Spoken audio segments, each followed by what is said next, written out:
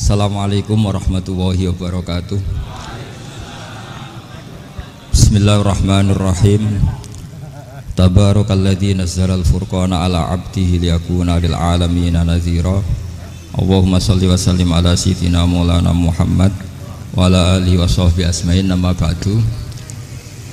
Semua pengurus PBNU yang saya hormati, semua habaib, semua ulama yang saya hormati, wabil khusus Kiai Haji Abdul Manan, Ketua Lembaga Dakwah PBNU, yang meskipun mondoknya hanya 3 bulan ini sebetulnya problem, sehingga saya kesini ini sebetulnya tidak pernah merasa ibadah. Ini bukan dakwah, ini show dakwah. Jadi yang namanya dakwah itu ya orang-orang di kampung nggak bisa ngaji, diajarin ngaji, seperti saya di Jogja, di Rembang. Kalau ini show dakwah, dan ini ada agak kesalahan karena mondoknya hanya 3 bulan. Jadi tidak bisa bedakan mana dakwah, mana show dakwah. Ini jelas show itu. Mungkin yang benar-benar dakwah yang sekarang sedang bikin masjid di pedalaman Kalimantan, pedalaman Sulawesi, atau saudara-saudara kita yang di Korea. Saya kemarin di Korea, itu dakwah betul. Kalau ini agak-agak tontonan ya, tapi masih bagus lah melihat wajahnya habib ulama, itu ibadah. Tapi begini ya, yang jelas saya berharap sekali, saya diundang sekali ini saja, jangan diulang.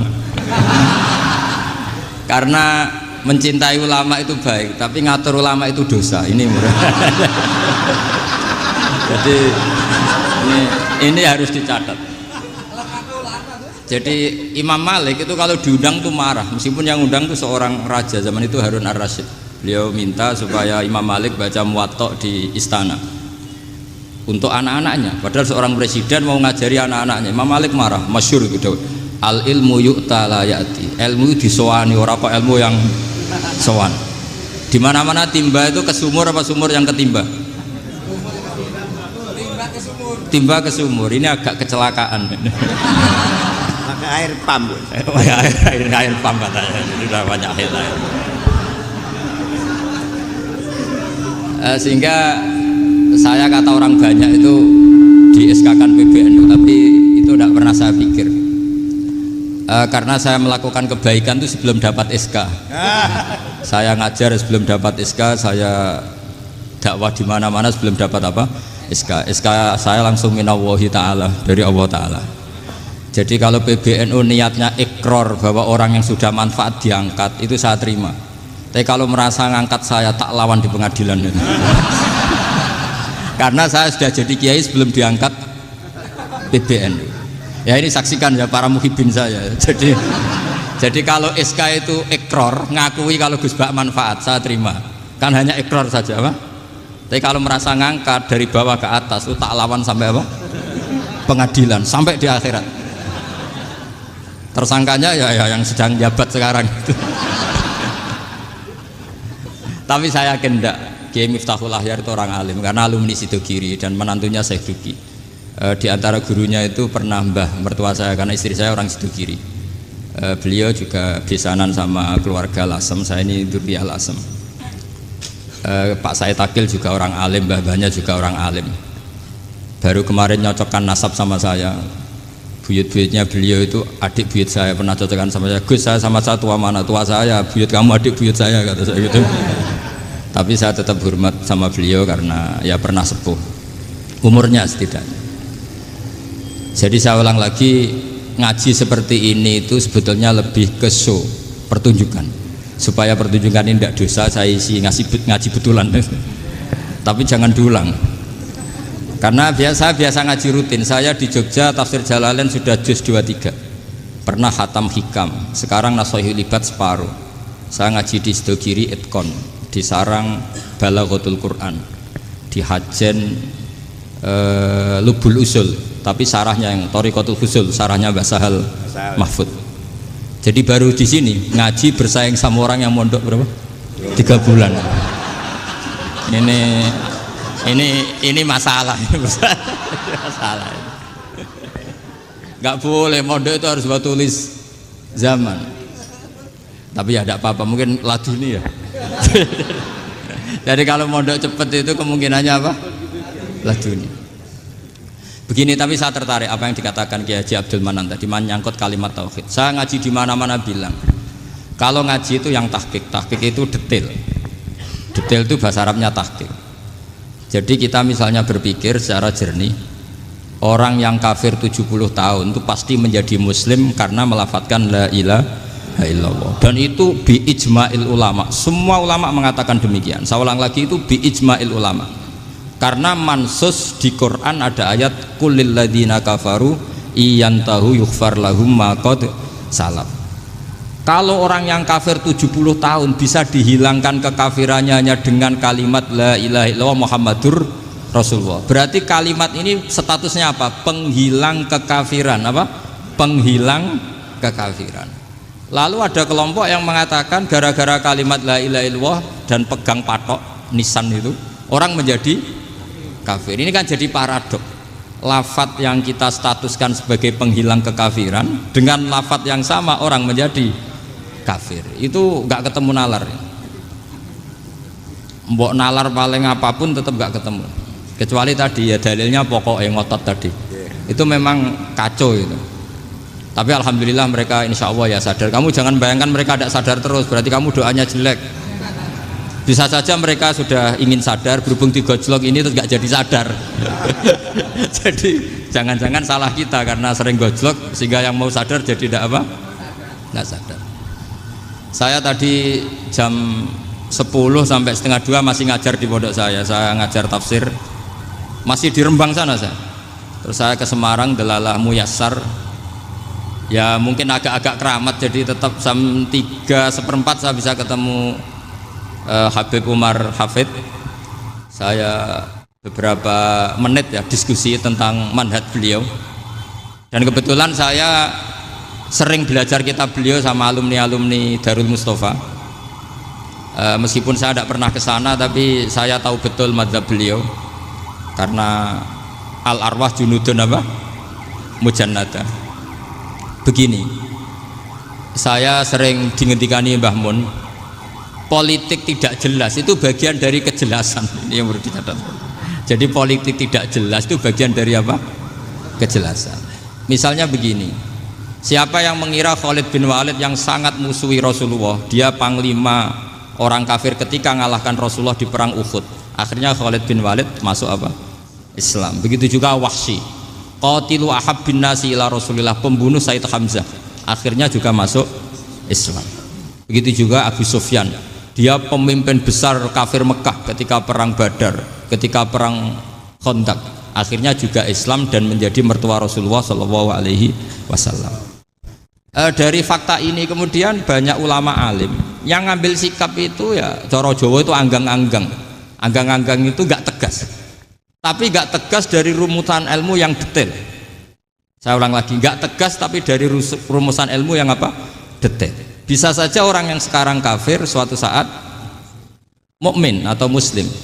Bisa saja yang sekarang sedang fasik suatu saat soleh. Bisa saja yang mondok 3 bulan rois PB NU. Sementara yang mondok lama kadang Kiai RT. Tapi itu hanya hukum duniawi. Saya yakin yang Kiai RT ini PBNU di akhirat. Karena mondoknya lebih apa? Lama. Itu tak jamin. Saya juga berencana mimpin NU di akhirat saja, bukan di dunia. Makanya saya mohon SK itu berakhir muktamar mendatang. Karena saya sudah kiai sebelum diangkat. Makanya saya ulang-ulang, kalau pengangkatan itu niatnya ikrar, saya terima. Tapi kalau niatnya ngangkat, tak gugat di pengadilan. Ini tidak guyon, ini betulan itu. Ya, tapi ini hanya guyon saja. Nah, ini penting saya utarakan teori ngaji ya. Ini saya bacakan naskah asli Sayyid Umar Hafid supaya Anda dapat barokah beliau. Karena beliau selain alim allamah, muridnya Habib Salim, juga beliau pernah ngaji kutub Sayyid Abdul Qadir Segaf di Jeddah. Juga beliau sering istifadah di beberapa kiai. Ini saya baca teks Arabnya kemudian saya terjemah. Bagi yang tidak setuju pemaknanya bisa gugat, karena saya baca Arabnya. Yang nggak setuju pemaknanya bisa gugat, tapi tak jamin kalah karena saya paham betul teksnya maknanya seperti itu. Logikanya tadi ya, ketika Rasulullah ngambil sikap tegas kepada Qatilu Hamzah yaitu Wahsy, dan ketika Rasulullah ngambil sikap tegas pada orang-orang yang mengalahkan beliau di perang Uhud, kaifa yuflihu qaumun fa'alu bi anbiya'ihim hakadha, bagaimana mereka jadi orang benar atau orang yang dapat kebahagiaan kalau mereka perlakuannya seperti Nabi seperti ini, yaitu Nabi sujja wajhu masyhur wa kusirat ruba, yaitu Nabi itu wajahnya terluka, gigi serinya tanggal. Orang-orang seperti ini tuh nggak akan bejo kalau orang Jawa, nggak akan falah. Tapi apa yang terjadi? Allah menurunkan ayat laisa laka minal amri syai'un aw yatuba 'alaihim aw yu'adzibahum. Muhammad itu bukan wilayah kamu ngecap orang, menstigmasi orang itu tidak wilayah kamu. Saya bisa saja mengampuni mereka atau menyiksa saya itu atau menyiksa mereka itu wilayah saya, kata Allah. Saya bisa saja mengampuni mereka atau menyiksa mereka itu wilayah saya. Sehingga akhirnya apa? Rasulullah tidak ngambil sikap yang mungkin orang lain mengatakan itu tidak tegas, tapi itu kearifan. Betul, akhirnya Wahsy malah masuk Islam. Khalid bin Walid panglimanya juga masuk Islam. Dan beberapa orang kafir juga masuk Islam, termasuk mimbenihim, ketuanya yaitu Abu Sufyan. Ini penting saya utarakan. Makanya ini saya baca pembenaran dari konstruksi pikiran tadi. Nah ini supaya khas. Ini khasnya orang mondok 10 tahun nih. Jadi ini saya baca ini. Nah, biar jelas ini nanti tagnya persis ya, tidak saya rubah. Ini di kitabnya Habib Umar Hafid, namanya itu Taujihun Nabi Limardoti Bari. Kalau diterjemah ya mengarahkan orang yang sadar. Nabi itu orang yang sadar ya, sampai ini termasuk orang yang sadar. Limardoti Robbi, menuju mendapat ridho Tuhan atau Allah Subhanahu wa Ta'ala. Saya baca tagnya ini di halaman 179. Ini tidak ada yang saya rubah, tidak saya kurangi. Bismillahirrahmanirrahim. Fala buddha an nuwattina qulubana ala annana khodamatu ahli hadal qaul wa yattali'u Allah min qulubina annana na'taqidu imkaniyata ayyasfa'a fi ahadina yaumal qiyamati man huwal ana kafirun yuslimu faya'lu sya'nu indal haqqi fayakunu sababan li kholasika fil qiyamah yumkinu dzalik. Jadi kita para dai, para kiai itu adalah khodamatu hadal kaun. Kita ini adalah pelayan alam raya ini yang selalu berharap alam ini akan lebih baik. Orang yang sekarang sedang kafir bisa saja nanti yang nyafaati kamu di akhirat, yaitu mereka masuk Islam lalu Islamnya lebih serius, akhirnya punya hak syafaat. Sementara kamu Islam mulai kecil tapi biasa-biasa saja seperti ini, mulai dulu ngaji terus sama Ki Abdul Manan, nggak pernah yang ngisi ngaji, itu artinya nggak ada perkembangan. Makanya saya nggak ingin ngaji lagi, karena saya ingin perkembangan Anda nanti tukang mengisi, bukan yang diisi. Kalau saya nanti ngaji lagi di sini, artinya Anda kalau tetap mendengarkan itu tidak ada perkembangan. Pantas saja semulang Gus Bahak sampean sing ngaji. Sekali-kali ada perkembangan, saya ngaji sampean yang mulang, itu bagus itu. Meskipun itu perkembangan yang menyesatkan.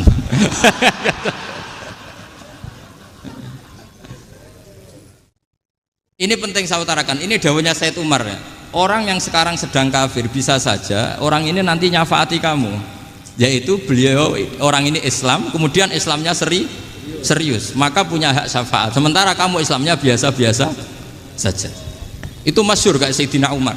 Sayyidina Umar Islam di hari itu langsung makomnya makom yang a'la, sehingga mengalahkan yang sudah Islam lebih lama. Karena Islamnya Umar itu menjadi izzatul Islam betul. Makanya jangan benci orang tegas teman-teman, kadang ya ada baiknya.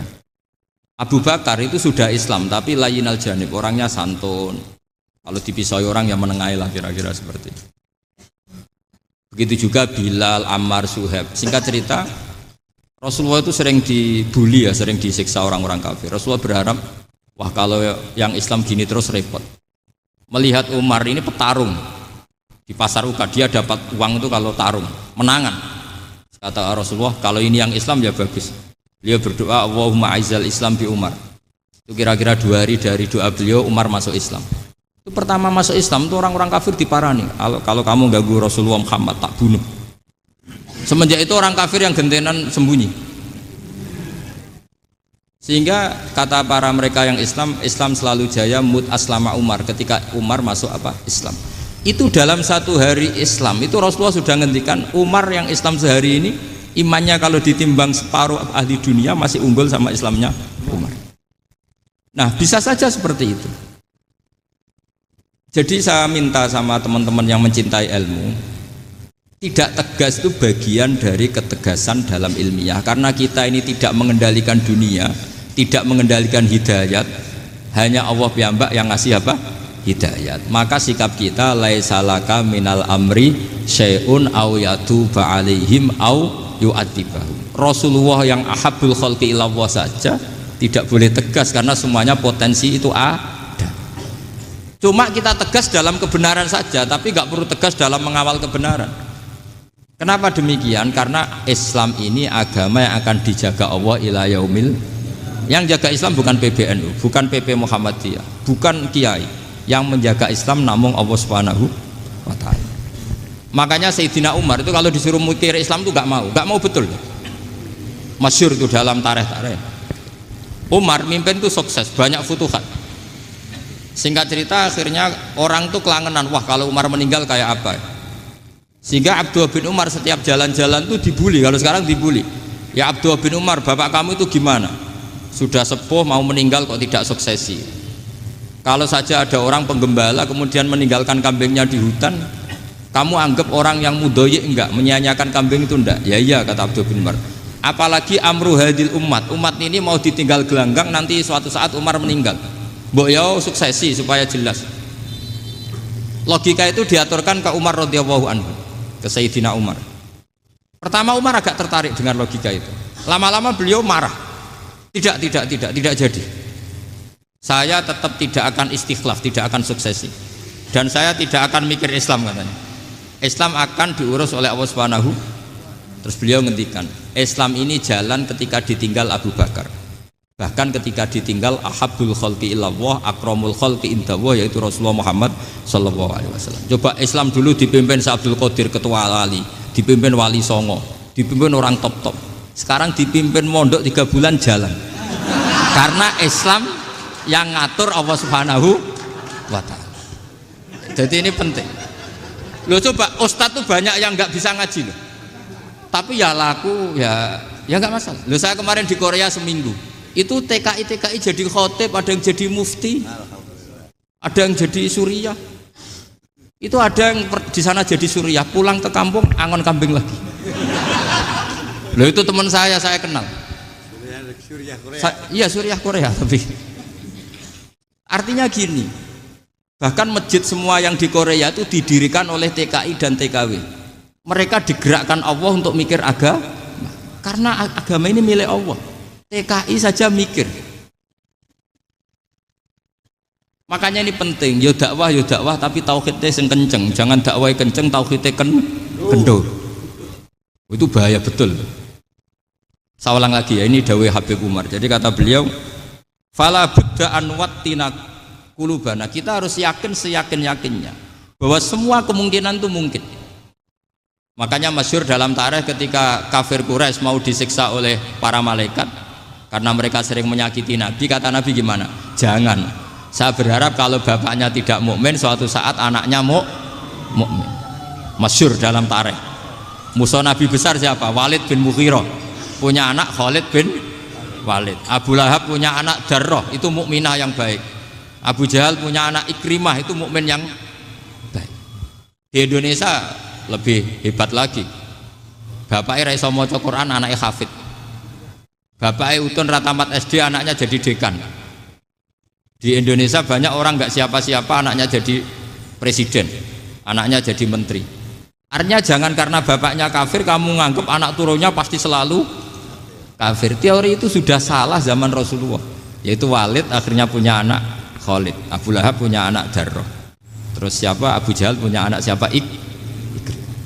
Ini penting saya utarakan karena dakwah kalau terlalu semangat nanti kalau menghilangkan tauhid bahaya. Tetap innal huda. Uni Soviet kayak apa? Mengkooptasi negara-negara sekelilingnya sampai jadi Zuni. Tapi apa yang terjadi? Uni Soviet yang runtuh, persemakmurannya semua rata-rata jadi negara apa? Islam, kayak Uzbek, kayak Ceknya, kayak apa-apa. Karena agama ini diurus Allah. Sehingga kalau tapi kamu ngitmai agama nggak apa-apa. Makanya istilahnya Habib Umar khodamah itu pelayan, nggak apa-apa. Kita ngitmai agama itu nggak apa-apa. Dengan ngitmai terus mikir nggak apa-apa. Tapi jangan mikir yang merasa kalau kita mati, wah nanti agama ini kukut karena saya mati. Kamu itu siapa? Agama Islam ini tidak pernah dipasrahkan kamu. Diurus oleh Allah Subhanahu wa taala sendiri. Sehingga ketika Wali Songo meninggal, agama ini tambah kuat sampai sekarang. Kecil saya itu kalau pengajian susahnya bukan main, harus izin sana sini. Sekarang setiap pengajian polseknya datang, polresnya datang, nggak ada intel, nggak ada apa. Padahal kiai dulu sama kiai sekarang itu kira-kira alim mana? Alim kiai dulu. Mbah Hasyim Asy'ari itu ngarang kitab sampai dibaca di Yaman. Saya sering baca juga kitab beliau, Risalatu Ahli Sunnah wal Jamaah. Kiai sekarang mau terjemah aja kadang salah memahami. Tapi ya Islam tetap jalan karena Islam ini dikawal, dijaga oleh Allah Subhanahu wa taala. Maka kalau dalam cerita tarikh sirahnya Ibnu Ishaq itu, tauhid itu penting. Beliau cerita begini. Sayyid Abdullah itu namanya Abdullah bin Abdul Muthalib. Kita tahu kenangannya Rasulullah terbanyak itu bukan dengan Sayyid Abdullah tapi dengan Sayyid Abdul Muthalib, dengan mbahnya. Karena Nabi itu mulai kecil dirawat oleh siapa? Mbahnya. Yaitu yang disebut Nabi ketika 2 bulan kan abahnya sudah meninggal. Ya saya baca ya, pakai bahasa Arab biar jadi bid'ah. Nanti kalau bahasa Indonesia ada bid'ah. Tidak betul. Diba atau berjanji sebenarnya itu kitab sejarah, berhubung dibaca bahasa Arab terus kayak mantra. Terus yang belakang mau nyenggai soleh aleh, sehingga kubu sebelah bilang tuh khurafat dan bid'ah. Coba diterjemah ini, coba nanti saya baca bahasa Arab. Walamma tamma min hamli syahroni ala masyuril aqwalil marwiyatu fiya bil madinati abuhu Abdullah wa kana qad istaza bi akhwalihi bani adi minat taifatin najariyah wa makatha syahron saqiman yu'anu nasukmahu wasakwa. Terus di pojok sana bilang soleh aleh, pasti kubu sebelah yang liwat, wah itu khurafat bid'ah karena dianggap mantra. Padahal artinya coba sampean baca bahasa Indonesia, ketika hamil Rasulullah umur 2 bulan, abahnya meninggal di kota Abwa. Kota Abwa adalah kota keluarga besar ibunya Sayyid Abdullah. Kebetulan pas ke sana beliau sakit sampai 1 bulan dirawat. Bid'ahnya di mana kalau diterjemah? Wong itu kitab tarikh. Makanya saya nggak tahu yang membid'ah-bid'ahkan tiba itu karena tadi. Tapi sampean juga ikut salah karena nyenggai sholawatan tok itu. Jadi makanya saya bilang tadi kalau bahasa Arab bid'ah, kalau sudah terjemah tidak bid'ah karena kelihatan kalau itu hanya kitab tarikh. Loh, coba bid'ahnya di mana? Wa ba'du fa'aqulu wa Muhammad bin Abdullah bin Abdul Muthalib bin Hasyim. Itu kalau diterjemahkan, kamu harus tahu siapa nama Muhammad. Muhammad punya abah siapa? Rasulullah Muhammad Abdullah. Punya abah siapa? Abdul Mut. Punya abah siapa? Hasyim. Coba baca gitu di kubu sebelah. Oh iya gitu. Berhubung baca bahasa Arab. Wa ba'du fa'aqulu wa Muhammad bin Abdullah bin Abdul Muthalib bin Hasyim. Jadi itu hanya salah baca saja. Maksudnya salah yang ngukumi, bukan salah yang baca, salah yang apa? Ngukumi. Sayyid Abdullah ini orang yang tauhidnya sangat kuat. Sayyid Abdul Muthalib lebih kuat lagi. Saya cerita sedikit betapa pentingnya tauhid. Ketika pasukan Abraha bawa pasukan gajah mau menyerang apa? Ka'bah. Itu sebelum menyerang itu semua aset-aset milik orang kafir Quraisy, milik orang Quraisy lah. Itu ditawan, diambil, termasuk milik Sayyid Abdul Muthalib, milik Abdul Muthalib. Terus ketika mau masuk Ka'bah, mau masuk Mekah, kata Abraha, man sayyidu hadal wadi, siapa yang kamu tuakan, yang kamu pertuan di sini? Oh, Abdul Muthalib. Abdul Muthalib itu dipanggil, itu auranya luar biasa. Abraha yang di tempat perkemahannya itu harus duduk di atas karena dia raja, itu duduk di atas gak berani, saking wibawanya Abdul Muthalib, ini mbahnya Rasulullah. Akhirnya Abraha bilang gini, saya duduk di bawah tidak mungkin karena saya raja, kamu duduk jejer saya tidak mungkin karena nanti umat saya kecewa karena raja kok disaingin gitu. Ya sudah, sambil berdiri-diri kita ngomong. Akhirnya Sayyid Abdul Muthalib tadi diomongin gini, saya itu tidak ingin merusak orang-orang Mekah, orang-orang Quraisy. Saya hanya kecewa punya tempat ibadah dikencingi, diberakin sehingga saya mau merubuhkan Ka'bah. Tapi dengan damai, nggak ada perang. Apa jawabnya Abdul Muthalib? Lucu. Nggak apa-apa, Ka'bah kamu robohkan silakan, nggak apa-apa. Yang penting unta saya yang kamu sita kembalikan. Harta saya yang 100 unta kamu sita kamu kembalikan. Itu Abraha kagetnya bukan main. Kaget karena kamu itu pemimpin apa? Tadi saya hormat kamu karena kamu tak anggap orang hebat. Hadhil Ka'bah dinu abaika, ini Ka'bah itu agama kamu. Pas saya hancurkan kok kamu tenang-tenang saja. Padahal pas mau saya hancurkan kamu tenang-tenang saja, malah tanya unta kamu itu gimana? Apa jawabnya Abdul Muthalib? Inna lihadal baiti robban hamahu. Sebab Ka'bah itu ada yang punya dan pasti akan melindungi Ka'bah. Tapi kalau unta itu milik saya, ini urusan saya, ini unta. Jadi inna lihadal baiti robban hamahu itu tidak milik saya, itu ada yang punya. Ya sudah, biar yang punya aja yang jaga, itu tidak urusan saya. Akhirnya unta dikembalikan, aman deh, untung double. Terus akhirnya dia ke Ka'bah, fa'akhudha bi halaqatil bab, karena dulu apa itu halaqatil bab, karena dulu itu yang dipakai apa itu pegangan itu bentuknya apa, bulat, makanya diistilahkan halaqah apa, bulat. Kalau sekarang halaqah ilmiah itu seminar. Tidak. Halaqah itu buruhi lain lagi. Iya. Pegang terus bilang gini, kata Abdul Muthalib, ya Allah, Ka'bah ini mau dihancurkan oleh Abraha, Ka'bah ini milik kamu. Saya mau ke gunung, mau melihat apa yang kau lakukan terhadap orang yang mau merusak Ka'bah. Terus Abdul Muthalib bilang ke umatnya, wa ya qaumi, ayo kita ke gunung melihat ma fa'ala rabbuna, apa yang akan dilakukan Tuhan kita terhadap orang yang mau menghancurkan Ka'bah. Jadi santai saja, santai. Terus Abdul Muthalib naik gunung sama orang-orang Quraisy. Abraha datang mau merusak Ka'bah, terus terjadi alam taro kaifa fa'ala rabbuka bi ashabil fil. Itu melihat, dan betul Ka'bah dijaga Allah. Islam juga gitu. Ketika Islam dikooptasi Uni Soviet, semua ulama, semua wali perasaannya hanya nunggu kehancuran Uni Soviet, karena pasti agama ini dijaga Allah. Saya setiap sholat, setiap munajat, ketika baca Rabbana lakal hamdu bil samawati wa mil'ul ardi. Dulu saya iskal itu janggal. Ya Allah, engkau zat yang layak dipuji, yang pujian itu memenuhi langit dan bumi. Pikiran saya kalau bumi ateis itu mujinya kayak apa. Tapi Masya Allah, ketika saya datang di Korea, bumi ateis, ternyata di sana banyak masjid, banyak tasbih, bahkan ada sakduna di sana. Karena Allah sudah ngendikan lakal hamdu mil'us samawati wa mil'ul ardi. Dan sekarang nyata, semua bumi ateis, bumi apa saja, ada tasbihnya, ada tahmidnya. Makanya sadaqallahul adzim ketika ngendikan sanurihim ayatina fil afaq walladzi arsala rasulahu bil huda dinil haqqi liyuzhirahu 'alad dini kulli. Makanya saya mohon sekali bahwa agama ini harus kamu khidmah. Tapi enggak boleh kamu pikir. Atau dibaliklah, khidmah maka memikir. Tapi tidak usah GR bahwa agama ini diserahkan sampean. Saya juga enggak ridho. Agama kok diurus orang-orang kayak gini, kayak apa nasibnya? Jadi ini penting, karena rata-rata kiai alim itu tidak jelas. Terus oleh orang-orang yang nggak pernah ngaji itu, wah ini nggak jelas, nggak tegas. Islam itu harus tegas. Maksudnya tegas itu kayak apa? Tegas itu di wilayah kita. Kalau istri kamu mau diperkosa orang itu boleh tegas, itu wilayah kamu. Tapi kalau hidayat itu wilayahnya Allah Subhanahu wa Ta'ala, kita tidak pernah tahu. Bahkan yang sudah Islam saja, nyuwun sewu, itu nggak ada jaminan mati husnul. Kita tahu dalam sejarah Sa'labah itu dapat gelar hamamatul masjid, merpatinya masjid. Tapi kita tahu akhirnya Sa'labah itu apa? Su'ul khotimah. Sampai dalam Islam selalu diajarkan ya muqallibal qulub tsabbit qalbi ala din.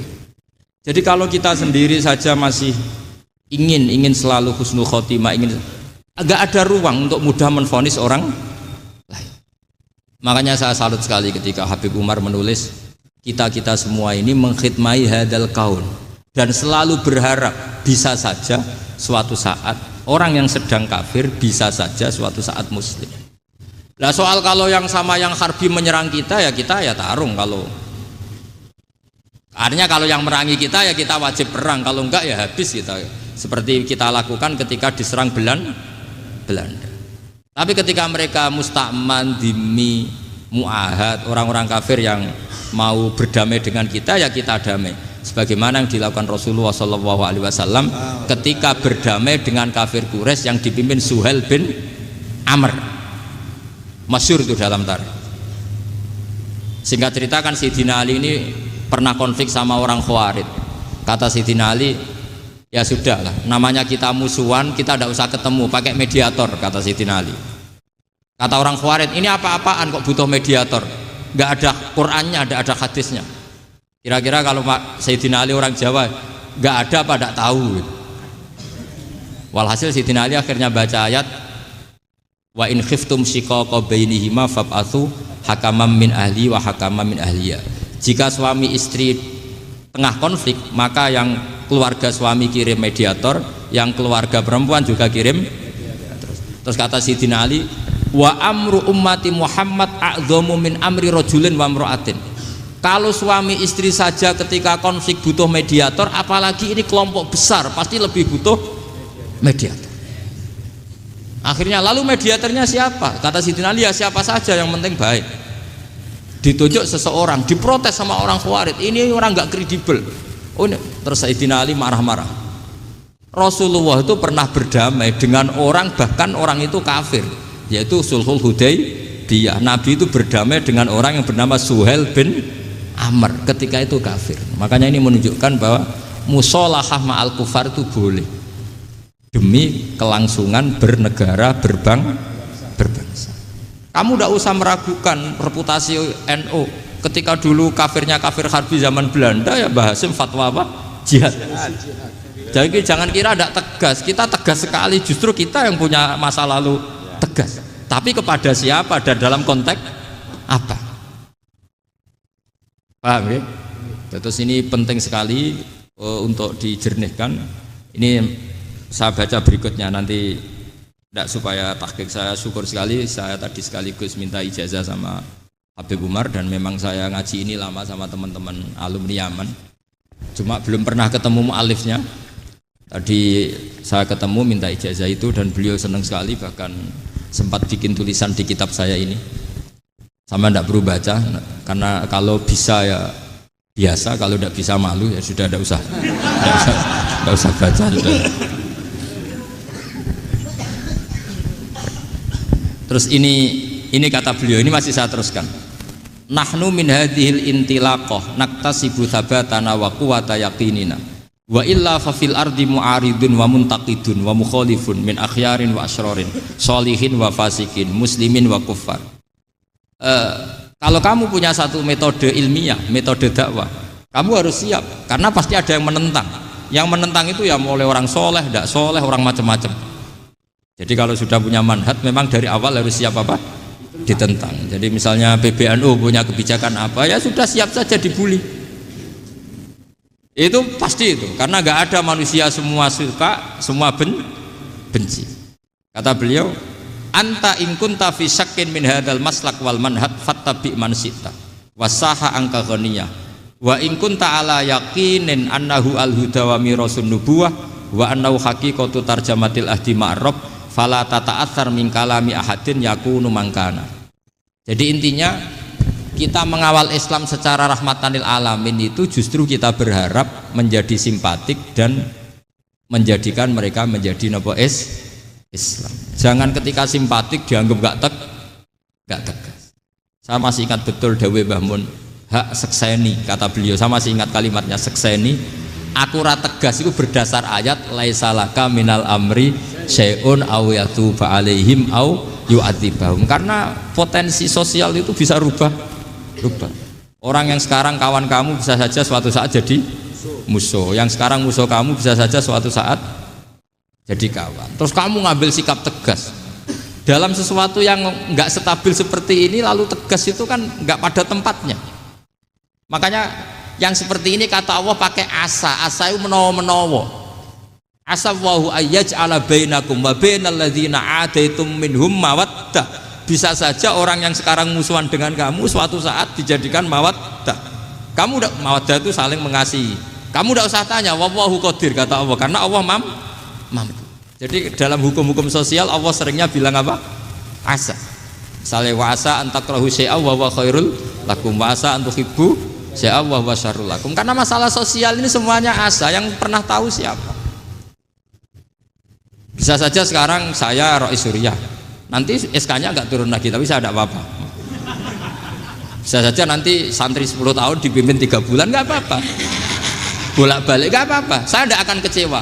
Karena masya Allahu kana wa malam yasa lam yakun. Assalamualaikum warahmatullahi wabarakatuh.